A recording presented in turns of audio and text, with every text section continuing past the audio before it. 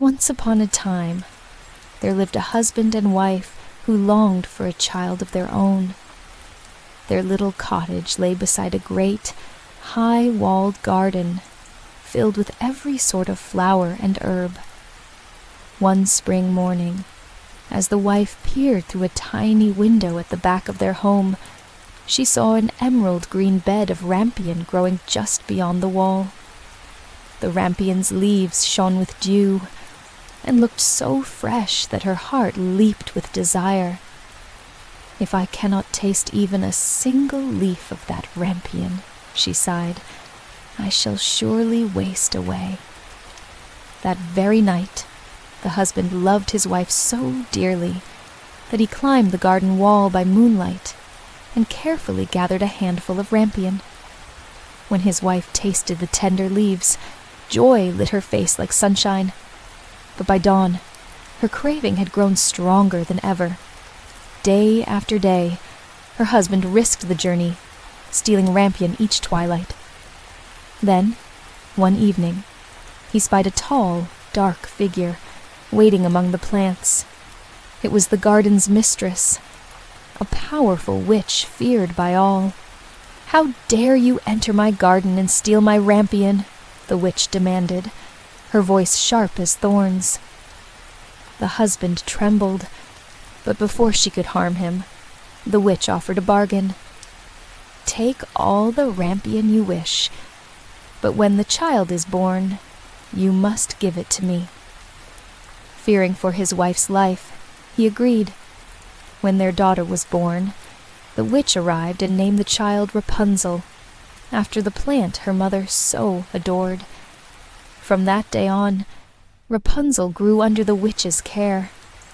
By her 12th birthday, she bloomed into the loveliest maiden under the sun, with hair spun of pure gold that trailed to her feet like a silken river. To keep Rapunzel all to herself, the witch built a lonely tower deep within the forest, a single room with no door, and only one window high above the ground. Each morning and evening, the witch walked to the tower's base and called, "Rapunzel, Rapunzel, let down your hair." At these words, Rapunzel loosened her long braids and let them tumble down. The witch climbed Rapunzel's hair as if it were a ladder, and every day Rapunzel welcomed her with a gentle smile. Year by year, Rapunzel wove small flowers into her hair and sang sweet melodies that drifted through the trees. One day, a young prince rode along the forest path and paused when he heard her song. His spirit stirred as though by magic. He listened for many days, but whenever he searched for Rapunzel's tower, he could find no path or door. Then, hidden behind an oak, he spied the witch's arrival. "Rapunzel, Rapunzel, let down your hair," called the witch, and down fell the shining plaits. When the ladder dropped, the witch's heavy robes rustled as she climbed. The next evening, after the witch had gone, the prince crept to the same spot. He called in a clear voice, "Rapunzel, Rapunzel, let down your hair." At once, Rapunzel lowered her golden braid. The prince climbed up, and when he reached the window, his eyes beheld the fairest maiden in all the world. Rapunzel gasped in surprise, for she had never seen anyone but her witch. The prince bowed his head and spoke tenderly, "Fair Rapunzel, your voice has charmed my heart. Will you promise to meet me here each night?" Rapunzel's heart fluttered like a bird. "Yes," she whispered, "for I have grown lonely. In your kindness, I shall find new joy." Thus they greeted one another each evening, and in time they fell deeply in love. As the seasons turned, the prince brought silk each night. Rapunzel wove it into a ladder, so they might one day escape together. "Soon," she promised, "we shall flee this forest and live in your kingdom." Their secret was sweet and thrilling, but no secret can remain hidden forever.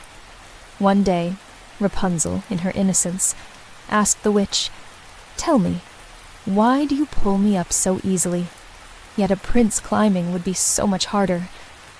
At once the witch's eyes blazed with anger. "Wicked child," she cried, "you have betrayed me." With a swift, cruel motion, the witch cut Rapunzel's hair and banished her to a remote desert. Then she wove the cut tresses into a new ladder and sang, "Rapunzel, Rapunzel, let down your hair." When the prince arrived, he climbed only to find the witch snarling at him instead of his beloved. "Rapunzel is lost to you forever," the witch snarled. "She will never sing for you again." Stricken with grief, the prince leapt from the tower. Though he landed among sharp brambles and survived, his eyes were torn.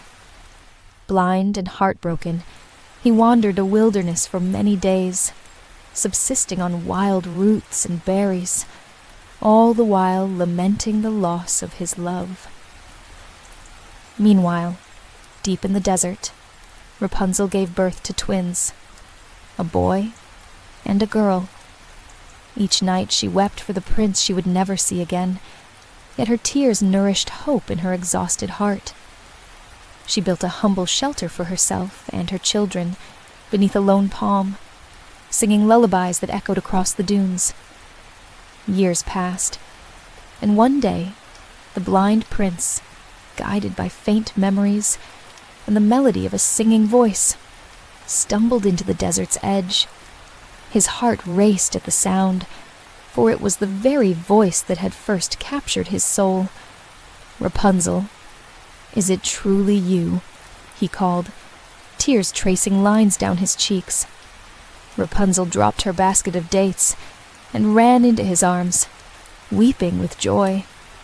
2 of her tears fell upon his sightless eyes, and as if by magic, his vision returned. He saw Rapunzel's golden hair, the bright laughter of their children, and the wide smile of the mother who had never forgotten him. In that moment, every trial they had endured vanished like mist in the morning sun. The prince led Rapunzel and the twins back through the forest to his kingdom, where the people rejoiced at his safe return. Rapunzel forgave the witch for her cruelty, but the witch, seeing such mercy, found her own heart soften. She vanished into the wind, never to trouble them again. Rapunzel and her prince were wed with great celebration, and their children were honored as little ones of 2 realms. Each evening, in their royal home, Rapunzel wove ribbons of gold into her hair and told her twins the story of a brave prince who would not give up on love. And though she had known despair, her heart now knew only hope and kindness. From that day forward, the prince ruled with gentle wisdom, and Rapunzel's voice returned to soothe all who heard it. The kingdom flourished under their care, and their tale of courage, patience, and true love was told in every hearth and every hall. And so, they lived, safe and happy, in love and light, forever after. The end.